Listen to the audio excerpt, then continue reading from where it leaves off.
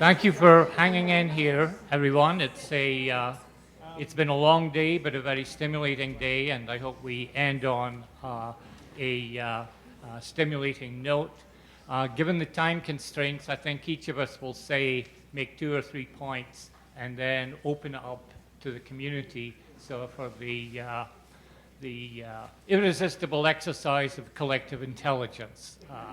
So that's the bar is set high. I will make 3 brief points about culture, about multiculturalism, and about cultural dependency, each of them as a site of possibility, of resistance, and potential transformation. Culture. When I hear the word culture, I reach for my revolver. That is an expression ascribed wrongly to Joseph Goebbels, the cultural czar in the Nazi regime in Germany. But the idea that somebody, a totalitarian, an autocratic, a violent figure, would feel profoundly threatened by culture points to one of the sites of possibility at this particular moment in Canadian culture as we wonder about what we can mean by sunny ways, by les voies ensoleillées. The idea that culture is inherent to the understanding, the dissemination, and the performance of democratic values is a hugely timely message at the moment. That culture is found offensive by some, dismissible by others, is very, very interesting. But reflect on the role that culture played in the outcome of the last federal election.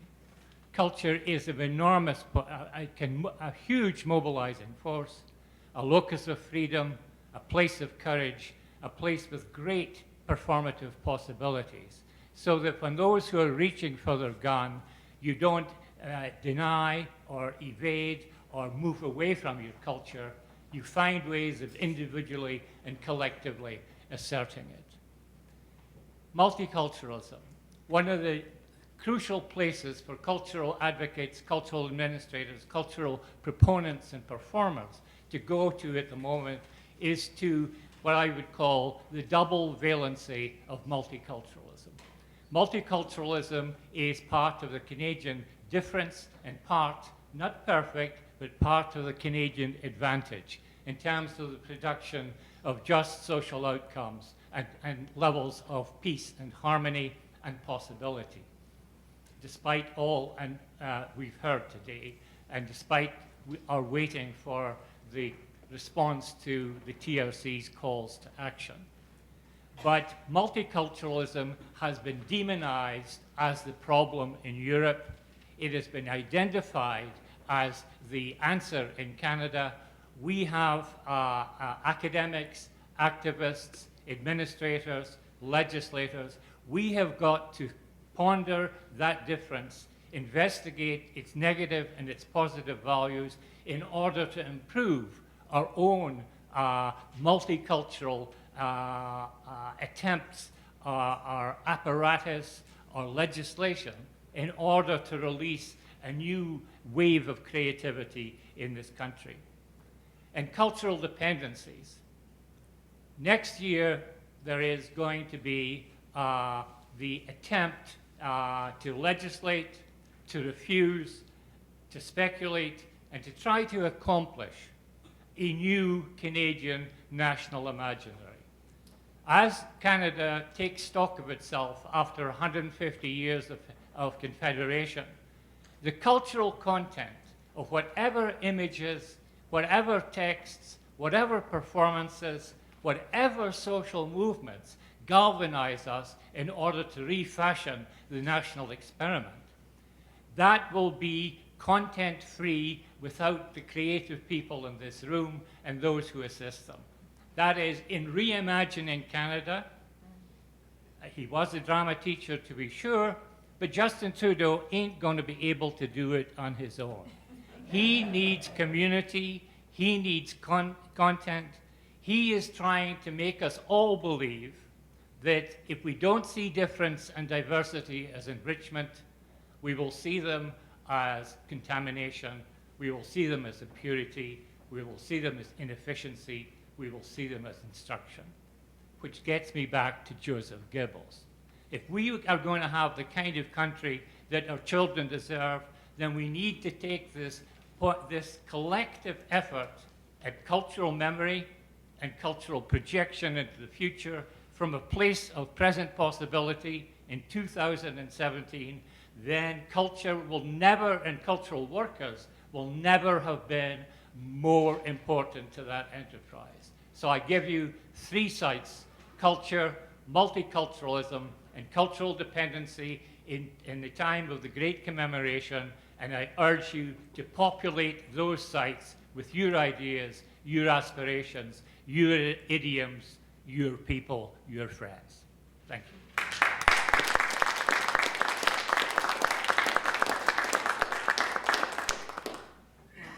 Thank you for having me here today. I don't know how I follow that, or anybody today. My goodness. My goodness. How's everybody feeling? There's been a lot of talk going on today, so I don't want to belabor this too much. I have notes in front of me, but I'm kind of like Carol Gray Eyes. Thank you, Carol, to just throwing the notes to the side and kind of going from the gut. And it's kind of, I feel I'm in a really crazy position because my head is spinning, quite frankly. I was at the table with UNESCO when we were doing the cultural expressions as a member of the sectoral commission going back to the early 2000s, and I can't tell you how many times I reviewed those documents, talking about what is cultural expression, what does it mean to have cultural commodity, what do we do around diversity, what do we do with newcomers, what do we do with settlers, and it was this whole what do we do, and everybody was on the verge of their seats, what do we do, and then some of the conversation that was missing was who are we? And what I often found was that I would be in a room for a long time, sitting with a bunch of people, and I would come back to the same room and sit with them again, and then I would come back to the same room and sit with them again, and I wouldn't know anything about them, other than what was in a bio, which doesn't really give you enough about who a person is, what they are, where they come from, how they express themselves, and where they fit into community, and where they want to see their community going. So that really is kind of maybe the place of where I really think about culture and where my life's work has taken me to, which is really to engage people in having the conversation about place and to imagine place as to how it was, to imagine place to how it is today in terms of what each of our perspectives are and what the lay of the land is today, and then to really invoke those big questions about what do we really want this place to be in the future, which really dovetails, Lynn, off of what you're saying. And I think that discussion often gets missed in terms of what that means in terms of a democratic process. And that what does this mean in terms of what each of our role is and what we can do to contribute to that. And then what it means to have those really edgy conversations. So thanks to the people that had courage today to talk about those edginess. What it means for me to come from Red Berry Lake as a product of settlement, as a lesbian that pushed for gay marriage, and to be thought of one way and then seen as another way, to have been an activist, to have been somebody on city council who pushed the edges around creativity, and then at the same time walk down the street and have somebody brand me as something completely white in its most traditional sense, and wondering, who am I? What window is being brought to me? What window am I bringing out? And where's my boldness? Where am I challenging the edges? And it's that often that I call it the iteration of the accordion. And the courage, as somebody said today, and I think it's Alejandro, where are you? To be able to make bloody mistakes, to screw up royally and be okay with it. The great Canadian experiment in the gun of culture really is that we can give ourselves the permission to screw up. And that's okay. To sometimes elect somebody that you go, what the heck did we just do? And then to have the compassion in the next breath to understand that was a real person, and then where that person's perspective came from, and to see how the world works and what comes back to us. I am so proud of being a Canadian, to be able to have the liberal experience, and not big L liberal, but to have that permission to be able to have this dialogue. And this isn't a dialogue that started today. It's a dialogue that elders were saying started from the first time that we were sitting around campfires, which is really interesting. We've been constituting and reconstituting our imagination as a governance, as a society for a really long time. The interesting thing of it is, and I think where I really am excited by our potential into the future, is that I just see policy as a way of saying, this is the relationship and how we document it. That's all policy is. That's really all it is.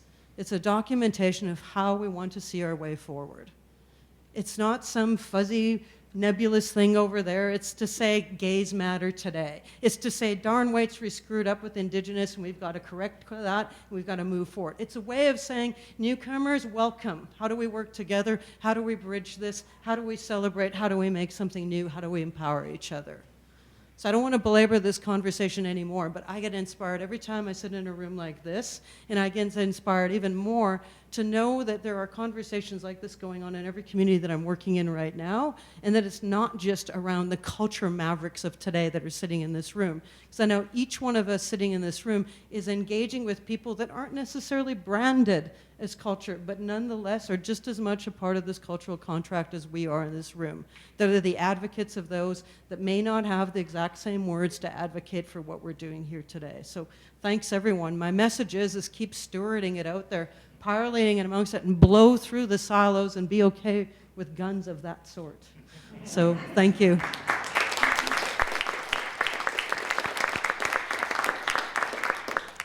Well, thank you very much for including me in this ongoing and present today discussion. I want to observe that it's been very energizing to be part of a group like this that's really actively asking questions and seeking out solutions. At the Arts Congress I participated in, second Congress in a week, yes, last Friday, one of my responsibilities in that Congress was to lead a roundtable where people were asked to consider what particular solutions we could bring to bear on areas within our arts ecosystem that have need of fixing, shall we say. And my particular roundtable was to focus on how can we do growth better. One of the aspects of that discussion we were to focus on had to do with diversity, access, and equity. And it unfortunately was the last item on the list, and when we got to it as facilitator, I asked that question. And people around the round table pretty much universally said, we shouldn't even be discussing this. This is a fact. This has to happen. And I said, fine, but we're here to discuss this because it's not. So give me some solutions. And the group was insistent. We shouldn't even be discussing this. This isn't an issue. This is a fact. This is the law. And that's where we had to leave it because we ran out of time with me trying to get that group to go further.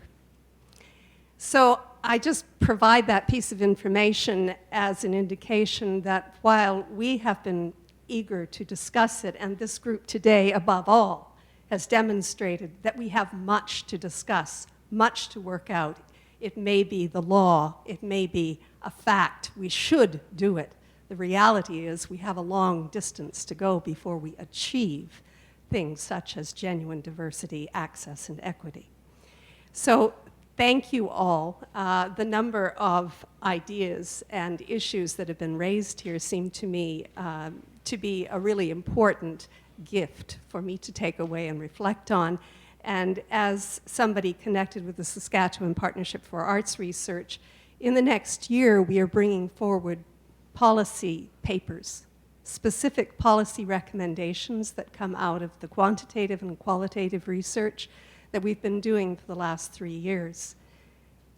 Clearly, there are policy issues that need to come out of the work that we're doing and the comments here today that need to find their place in such documents. So whether it's SPAR's work or whether it's a larger context, certainly I'm looking forward to bringing those issues to bear. As we do that, I think it's really important that we trouble definitions, that good policy has to evolve out of an understanding of the complexity of the definitions of the words that we're using. Culture, everybody recognizes, is a troubled term. It's a term that actually was referred to in the Congress that I participated in last week in Regina, as, and I'm quoting, it's what you do when you're not working. And, you know, that definition is so indicative of a certain cultural perspective that evolves, that evolves out of the break that was made by the Industrial Revolution, the connection with our past prior to the 19th century, and unfortunately a legacy carrying forward. I like to think of the definition that was made today as indicative of what we can afford to learn from various cultures and from each other when we focus on it, and that is that culture is a way of life. It's not culture and everything else. It is a way of life, and that makes it such a difficult term to deal with. But it seems to me that it's that kind of definitional challenge that we need to bring to bear on terms such as community and communities, whether we're including the North as a community, a distinct community, multiple communities. We need to look at that issue of diversity, whether we're focusing on the element of difference, whether we're allowing the retention of cultural practices, encouraging a space for second generation, which is kind of a hybrid of cultures. We need to incorporate into that definition of diversity the potential for cultural mediation, where we not just preserve our distinct voices, but we allow the opportunity to bring cultures together, to use culture as a way of understanding and knowing and coming together. We need to also assume that our embrace of diversity is not so automatic that we don't recognize the potential challenges and dangers that are reflected in words such as assimilation, appropriation, integration, hybridization. When you bring cultures together, what comes out of that is potentially not the same. What went into it is potentially not preserved. I just want to make that observation that it isn't entirely rosy. And cultures need a space, and we've heard that word space come back over and over again today. Cultures need a space to themselves to negotiate the importance of what that individual culture has to bring, what it brings to the individuals. And that space needs to be respected. At the same time, you bring cultures together. It's a very complex dance that we're planning here. So I would just say that in the process of developing policy, we need to think, the point that SPAR has been making over and over again, we need to make absolutely sure that we have strong, scientifically based evidence that supports the arguments we are making about the importance of culture. The UK study about valuing culture that's just come out makes life a whole lot more difficult for people who advocate for culture. But it's a space we need to go to and really embrace. We also not only need to make sure we have good evidence, but we also need to remember that artists, the content, the creators, are actually the individuals who are doing frontline research of another nature. They're asking questions. They're creating an edgy environment, challenging boundaries. That's part of the important research that creators do and needs to be repeatedly valued. And finally, I like to say that policy leads by following and facilitates by leading. And so I want to bounce it back to the artists, arts organizations, cultural leaders that are present, and say, yes, somebody makes policy. But ultimately, it's the people in this room, it's the creators, it's the cultural practitioners who need to seize control of the process of making policy when it comes to culture, and force policymakers to lead by following. So thank you for including me in the discussion today.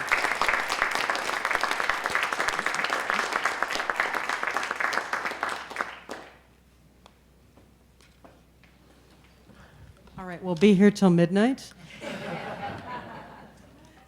Just the last word off mic, Lori and Len, for this day. I mean, they are, not Lori, sorry, Isabel. Isabel and Len for organizing and steering us through this wonderful day. I want to thank you both. This was really great.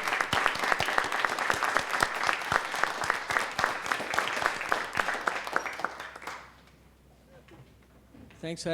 The panel was great. Len, I'm kind of curious, have you ever seen that, or the Godard film Contempt? Are you familiar? There's a scene in it where Jack Palance, of all people, plays a Hollywood producer. And he says, when I hear the word culture, I take out my checkbook. And he's actually saying that to Fritz Lang, the great German director who's playing himself. And Fritz Lang says, some terrible years ago, it was a pistol, not a checkbook. But of course, Fritz Lang was also part of the exodus from Germany because Hitler loved his films, and that's why he left. I also just wanted to sort of chip in, invigorating all day, but along the lines of this conversation of similarities and difference, I want to fall onto the side of difference. I think that it's important to affirm difference. Affirm it from the standpoint that it's not just that these molar organizations of culture that we refer to are different from each other. It is that we as individuals in a process of individuation are absolutely, each of us, different. And that is the basis of expression. So just the final sort of chipping in there. Thank you.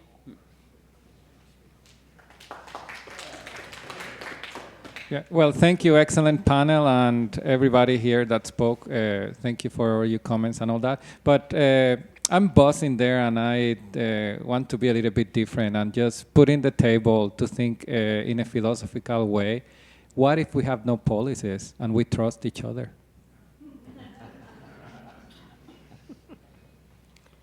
Well, I think the point is that policy is as informal as that, right?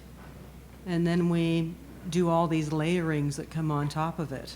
And sometimes there's a need for formal layers, and sometimes you throw them out the window because it makes sense.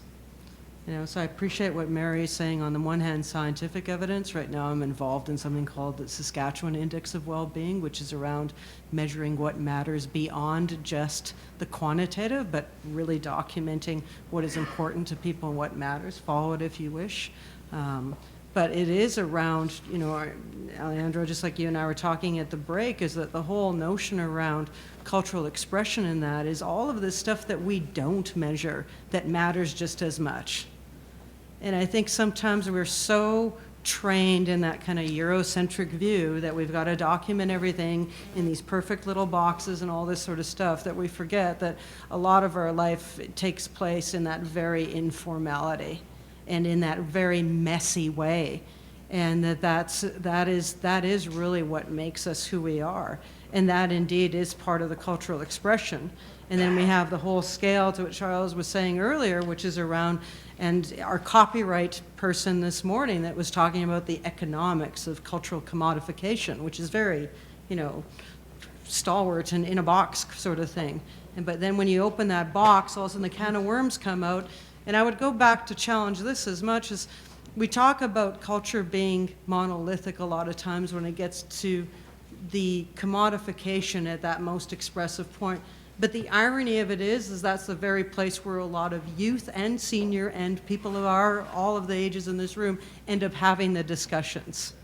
What movie did you see? Oh my God, did you see Trump on TV? I can't believe this happened. And so those mediums in themselves, as much as they're one way and throwing a bunch of crap out at us, we have a choice to make about what we throw back as a result of that too. So we live in interesting times is what I've been repeatedly saying lately. Alejandro, I think perhaps because my creative life is lived as a dramaturg, where I try to organize and structure, my personal leanings are definitely towards the anarchist side of things. And so my spirit goes out to appreciate what you said. The reality is that I think in a lot of areas we don't need policies. However, in some policies that exist, but in some areas, I tend to go in the opposite direction. The findings that SPAR came out with respect to the income of creative practitioners in this province are so scandalous and so common. Everybody shakes their head and says, yes. If I press artists to really get excited and talk about this, I'm puzzled because artists often don't want to get highly angry, I guess, about this topic. I get angry about this topic. How can we talk about the diversity of culture? How can we talk about a future diversity of culture when the average creative income from creative practice in this province, and I don't expect that it's any different from anywhere else, is $15,000 a year. And that's taking into account those very fortunate artists who earn 6 figures a year. So the majority are down 5,000 or under. That, I don't want to end on a downer, but it seems to me, we do have to talk about radical policy issues to change that situation. What you've just shared, Mary, and I think that policy is, there will always be the people who will make policy and impose it on us.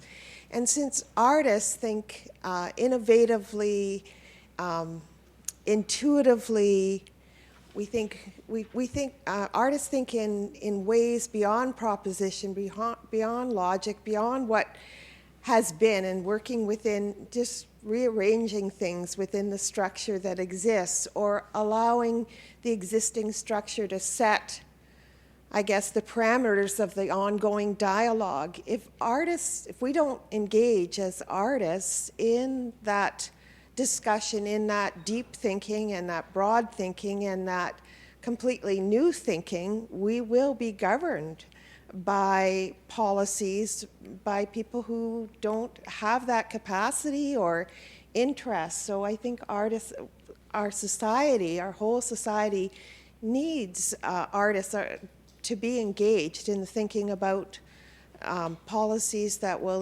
whether they're written down or whatever, but that will definitely affect the legislation, will affect funding decisions that mean whether Zoe can have her youth healing center again, that kind of thing. We have to become engaged as artists in our community, because if we're not doing the thinking, there are others who will plod along and do it for us, and we will have to live by what they come up with. One might think of cultural policy in particular as protective coloration for the performance of anarchy. And I think that what that does is capture some of the tensions between regulation and freedom, between governing and cultural practice. And the tensions are not things to be resolved. The tensions constitute the field. They don't go away. They're available in different configurations and iterations. But we should always expect idiocy on the other side and hostility. If you expect idiocy and hostility, you will never be disappointed. However, you shouldn't feel hopeless. You have to keep the capacity for mockery, which is as essential inside the academy, or maybe more essential inside it, given what Zoe was reminding us of, than outside it. But we need passion and it's both and. We need passion and precision. We need advocacy and evidence. Those of us who are leaping with joy because what? The long-form census has been restored to us. What a nation of nerds when national jubilation is only available in such forms. However, we know who didn't like evidence. We know who muzzled public science. We know who wanted to recreate public space and public memory, and Jason Kenney in the Découvrir le Canada, in the new guide to citizenship, who militarized and masculinized and rewhitened Canadian history in order to adjust new Canadians coming to Canada, that they had the right view of Canada. That is to say, a profoundly right-wing view of Canada. Now, in that situation, we need to be able to counter that evidence by exploding the silos, opening up the conversations, being unfazed by rudeness, welcoming bad behavior, and celebrating diversity, rather than trying to manage it in the interests of a culture that only Stephen Harper could exalt in.